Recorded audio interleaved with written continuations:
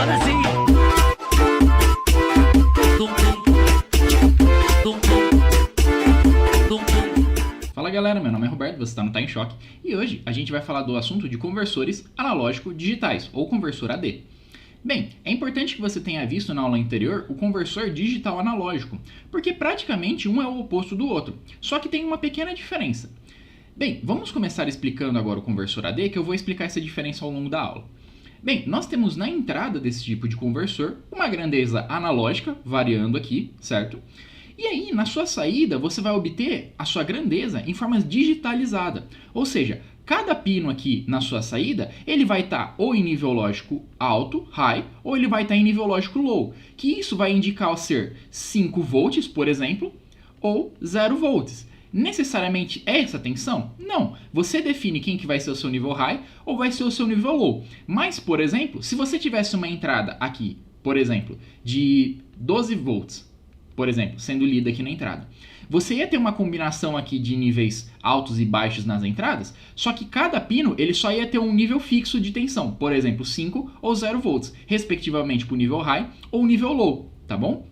A mesma coisa aqui, por exemplo, se a minha entrada fosse 3 volts, ia ser uma outra combinação aqui de nível alto e baixo na saída dele, só que sempre num valor de tensão fixa, tá bom? Então é importante salientar isso. Outra coisa que vai mudar em relação aos conversores digitais analógicos é que, enquanto no conversor digital analógico da aula passada, você tinha a entrada digitalizada e a sua saída ia ser uma tensão variante no tempo, ou seja, um sinal analógico. Quando você fazia a conversão dele de digital para analógico, você já podia aplicar diretamente uma sequência aqui BCD. Ou seja, você podia meio que converter diretamente ali dos algarismos binários, 000, por exemplo, para o 0 em decimal, até, por exemplo, 1, que equivaleria ao 7 decimal. E aí ele ia seguir essa proporção, ou seja, eu sei que 0 equivaleria a 0 em decimal e 1, que equivaleria a 7 em binário, equivale a 7 em decimal, por exemplo. Lógico que a gente viu que tem a resolução e ela aumenta proporcional, então não necessariamente essa conversão é direta. Porém, o que a gente tinha? A gente já tinha na forma BCD, ou seja, eu podia seguir uma sequência de chaveamento na minha entrada, naquele caso, que a minha tensão ia subindo proporcional. O que eu quero dizer, então, que se eu tivesse a combinação 000, eu poderia, por exemplo, ter, sei lá, 0 volts. Se eu tivesse a combinação 001 na entrada, a minha saída ia ser, sei lá, de 0,5 volts. Depois, 010,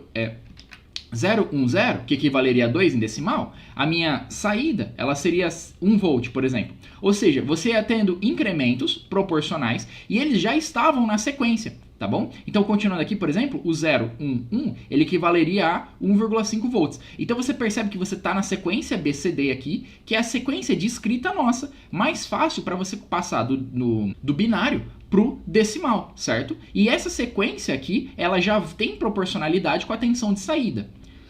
Porém, no caso dos conversores analógicos digitais, é diferente. O conversor mais básico que a gente tem, que eu vou mostrar para vocês nessa aula, ele não vai ter essa proporcionalidade do código BCD. Ele vai ser o quê? Ele vai ser um acionamento sequencial. Então, se aqui na entrada eu tivesse 0 volts, tudo aqui, o código deles ia ser 0. Tá. Depois, se eu tivesse na entrada 1 volt, esse último aqui, que é o menos significativo, ele ia ser 1, nível lógico alto, o resto ia ser tudo 0, tá bom?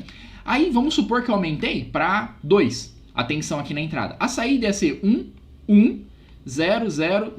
Perceba que ele vai acionando sequencialmente 1 a 1 aqui na saída.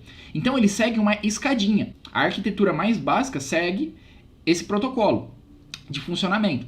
Então, o que é necessário para que a gente consiga passar a tensão para a forma decimal, só que num código BCD, que é o que a gente utiliza normalmente para converter depois para decimal? A gente precisa de um decodificador, porque a gente vai pegar o nosso código desconhecido, que é esse código de sequência, vai subindo um de cada vez, vai ligando em nível lógico alto cada pino em sequência, e aí passa para o código BCD, tá bom? Então, um conversor AD já fica embutido dentro dele esse decodificador, tá bom? Bem, então agora vamos para algumas equaçõezinhas. A few moments later. Um gráfico muito comum que você vai encontrar, principalmente na folha de dados de alguns conversores analógicos digitais, é esse gráfico que ele dá no eixo X do tempo, ou seja, você tem um sinal em verde aqui analógico variando no tempo, e você vai ter no eixo Y o respectiva conversão já em binário, tá? E aí acontece, você vai ver que esses valores eles meio que se discretizam. O que ocorre é o seguinte, conforme você vai tendo os tempos de amostragem, como você pode ver aqui, cada intervalo representa um tempo entre uma amostragem na sua entrada e repercussão da conversão na saída. E aí você pode ver que para cada instante desse que vai variando, certo? Você vai pegar uma tensão naquele ponto e aí você vai correlacionar com o quê? Com um valor binário aqui na sua saída, certo? Então, nesse ponto aqui, ó, por exemplo, você vai estar tendo... Lógico, o gráfico ele não está em escala, que eu só dei alguns exemplos, tá bom? Então, você pode ver o quê? Opa, eu comecei aqui no zero, certo? Aí eu vim andando para cá, vai variando no tempo. Então, inicialmente, eu aferi esse ponto. A minha tensão, conforme o tempo foi passando, ela foi crescendo. Só que inicialmente eu aferi nesse ponto, então é isso que eu vou repercutir na saída do meu conversor. Depois, no próximo tempo de amostragem, que é dado aqui, por essa quebra, né, entre um nível lógico e outro, você vai ter o quê? Você vai ter que outra amostragem foi efetuada nesse ponto e pegou esse valor de tensão. Então você referencia na sua saída da conversão esse valor binário aqui. Depois do outro intervalo de tempo, você fez outra aferição, que foi onde? Foi nesse ponto aqui. E aí você percebe que para essa aferição, o valor em binário na saída convertido foi esse. Então você precisa de um intervalo entre uma conversão e outra. E isso é um problema muito sério, pois nos conversores digital analógico eu já tinha falado para vocês, se não der tempo de você ler a sua entrada e converter na sua saída, você não consegue fazer uma conversão precisa. E nos conversores analógicos digitais isso ainda é mais crucial, porque normalmente quando você vai fazer a aferição de dados, é mais comum que ocorra uma conversão analógica para digital, para você trabalhar, do que uma conversão digital para analógica na maioria dos casos. Então, normalmente se dá mais enfoque, principalmente em microcontroladores, a conversão analógica e digital, tá bom? Mas ambos os casos você precisa ter um tempo, tanto para você aferir o seu sinal, como também para você repercutir ele na saída e dar tempo do equipamento que está lendo essa saída conseguir aferir esses dados, tá bom? E aí a gente tem algumas coisinhas que são necessárias para determinar o conversor AD. A gente tem a resolução dele, lembrando que a resolução é o menor valor de incremento de tensão para cada variação entre um número e outro em binário, certo? Então, se eu tivesse no 000 aqui, e aí eu fosse, por exemplo, 001, que equivaleria de 0 a 1 em decimal, eu vou fazer um incremento aqui de tensão. E esse mínimo incremento que é feito, ele é a resolução, e segue também uma relação de proporcionalidade. Mas como eu falei para vocês nesse caso, o que vai acontecer é um pouquinho diferente no conversor AD. Você primeiro vai ter aquela... na saída dele, né, eles vão sendo acionados sequencialmente. Então, é tudo 0, 0, 0, 0. Depois, aumentou em 1 de resolução aqui, em um valorzinho mínimo, ele vai ser 1, 0, 0, 0. Aumentou em 2 vezes esse valor, ele vai ser 1, 1, 0, 0, 0. Aí você vai ter que passar por isso por um decodificador, certo? E aí depois disso você vai obter na forma BCD, tá bom? Mas a analogia com a resolução do sistema digital analógico é a mesma, tá bom? Só que aí nesse caso muda um pouquinho a fórmula. Vai ser a sua tensão máxima dividido por 2 elevado a n menos 1, tá bom? A tensão máxima, ela é o que? É a tensão máxima de aferição na sua entrada, certo? Então se eu tiver um sistema que ele varia até 12 volts na entrada, lógico, a sua tensão máxima ela vai ser de 2. A sua resolução ela vai ser de 12 dividido por 2 elevado ao número de bits da conversão, menos 1, tá bom? E aí, se você quiser achar um número convertido já em decimal, você tem um conversor AD lá, bonitinho, e aí você quer o número dele já em decimal. Lembrando que esse conversor ele já tem que estar com o decodificador. Basta você fazer a sua tensão na entrada, multiplicando por 2 a n menos 1, 2 elevado a n primeiro, depois você subtrai uma unidade, sobre a sua tensão máxima. Se você olhar, isso daqui é uma regra de 3 no final das contas, tá? E aí você meio que faz uma proporção. Se minha escala eu tenho 15 divisões e elas vão até 12 volts, por exemplo, quando eu tiver na divisão número 7, qual que vai ser a tensão? Isso daí é uma regra de 3 que a gente acaba fazendo aqui, tá bom? Bem, então você tem que ter essas especificações para que você possa fazer o cálculo correto do seu conversor AD. Uma outra coisa também importante é o tempo de amostragem. O tempo de amostragem, ele vai ser o tempo que você leva desde a sua leitura até a sua saída de dados, tá bom? Isso é importante, como eu disse, para não ocasionar erro de você estar lendo uma coisa e ainda não dar tempo de atualizar na saída, tá bom? Lembrando também que é aquela mesma regrinha. Poxa, a sua tensão de alimentação, ela vai ser o quê? Vai ser maior do que a sua tensão de entrada, certo? Você vai ler uma tensão de entrada para converter para decimal, e essa tensão de entrada, ela tem que ser menor do que a sua tensão de alimentação. E a sua tensão de entrada, ela vai ser maior do que a sua tensão em nível lógico alto, certo? Não faz sentido você ter um sistema que você vai aumentar a tensão na saída dele, tá bom? Perigoso até queimar o componente, tá? E sem falar que você vai diminuir a corrente e outros fatores de elétrica e eletrônica, que não convém ao caso dessa aula, mas é importante saber.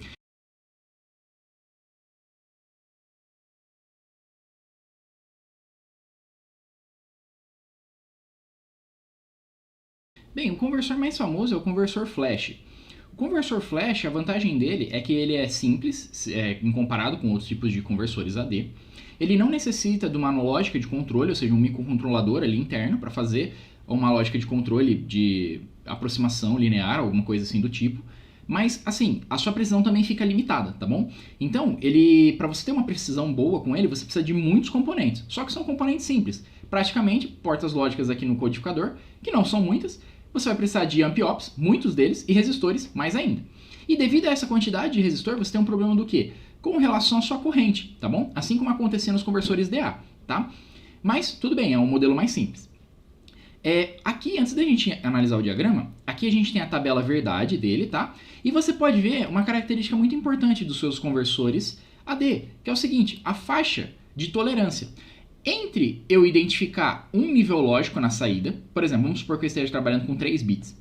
Então, se eu estivesse analisando, como você pode ver aqui, de 0 até 1 volt, ele vai identificar tudo isso com a minha saída sendo 0, 0, 0, em binário, tá? Se você tivesse de 1 volt até 2 volts, para ser mais preciso, vamos colocar aqui 1,1, tá? Só para diferenciar um pouquinho, porque existe uma certa margem aqui entre os dois, tá? Aí ele vai ser o 0, 0, 1 em binário. Então você pode ver que para toda essa faixa aqui de valores, que vai ser o quê? A sua resolução, certo? Porque você vai ter uma variação entre um e o outro, certo? A resolução aqui você pode ver que é quanto? De 1 volt. Ele vai variando de 1 em 1 volt, tá bom? Essa faixa de valores que ele pega mínima até dar o próximo incremento, que é a sua resolução, ela vai ser limitada a indicar a sua saída. E essa saída ela pode ser precisa ou imprecisa baseada na sua resolução, tá bom? O problema é que quanto maior a sua resolução, maior é a quantidade de entradas que você tem que ter aqui, certo? Bem, vamos analisar então essa tabela verdade para entender uma coisinha aqui, ó. Você pode ver que está escrito codificador de prioridade.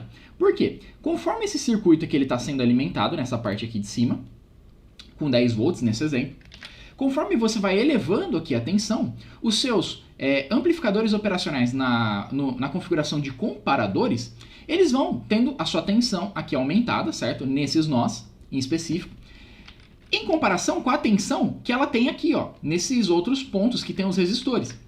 Dependendo da variação de tensão, esses comparadores, eles saem do seu nível lógico baixo e vão para o seu nível lógico alto. E é naquele esquema de escadinha. Então, aqui estava 0, aí depois de um tempo ele vai para nível lógico alto. Enquanto todos os outros estavam em 0, certo? Conforme você vai aumentando a sua tensão aqui de comparação, certo? Que é dada a entrada aqui, tá bom? O que vai acontecendo? Eles vão chaveando, esses comparadores vão levando para nível lógico alto.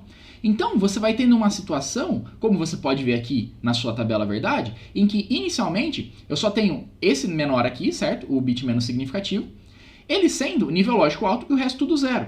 Porém, depois, eu não vou ter que nem no código BCD, que ocorre 0, 0, 0, aí eu tenho 0, 0, 1, aí eu vou ter 0, 1, 0. Ou seja, eu não tenho esse bit aqui, ele indo para nível lógico baixo. Não, isso daí não ocorre. Eu tenho que todos os bits que eles já foram acionados em nível lógico alto se mantêm. Então, olha só, aqui só ele estava em nível lógico alto. No próximo estado, o próximo bit e o anterior mantém nível lógico alto, como você pode ver aqui na tabela. Depois, no próximo nível de tensão, quando ele entende a resolução, que aumentou a tensão de entrada, ele vai ter a saída também, como os anteriores em nível lógico alto, e o próximo também vai para nível lógico alto. E assim por diante. Então você pode ver que não é uma conversão BCD, ele é um outro tipo de conversão.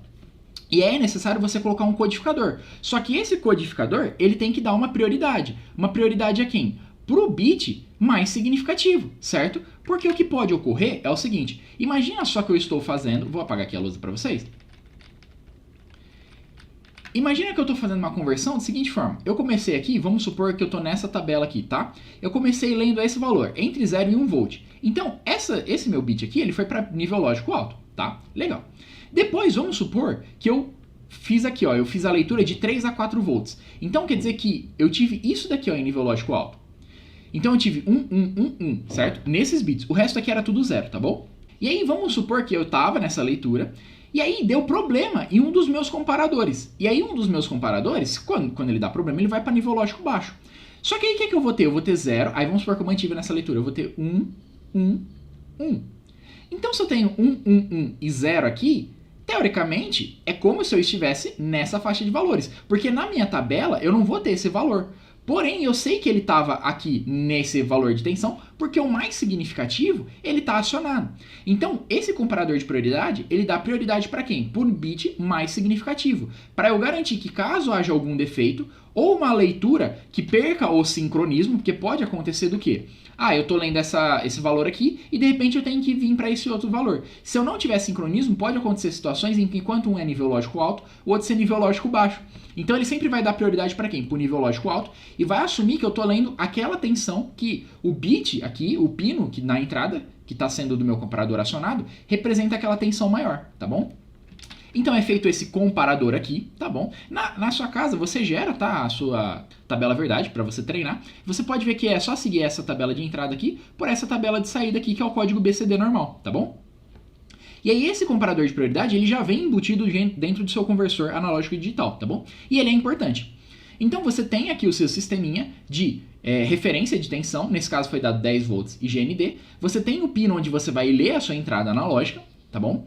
É importante também nesse tipo de conversor que a sua referência do sistema esteja na mesma referência do seu sinal que está sendo lido, tá bom? Então vamos supor que eu tenho aqui uma fontezinha, né, de tensão, você vai levar o polo positivo dela para sua entrada analógica e a referência dela tem que estar ligada com a referência do seu conversor, tá bom? Senão vai dar errado, pode até queimar o conversor. Só que aí uma coisa que eu ainda não expliquei para vocês e a gente vai dar uma focada agora, é com relação ao tempo de leitura e o tempo de saída. Como é que eu faço para sincronizar essas duas coisas? Bem, o circuito que é utilizado para você fazer a leitura precisa, dar o tempo de conversão e mandar na saída é chamado de circuito Sample and Hold. E aí acontece, você tem que pegar ele e fazer em duas partes. Normalmente é mostrado só na entrada em alguns livros e outros só na saída. Existem várias formas de ser feito isso. A mais fácil que eu encontrei é essa daqui que está desenhado aqui para vocês. Você vai ter o seu conversor flash, tá bom?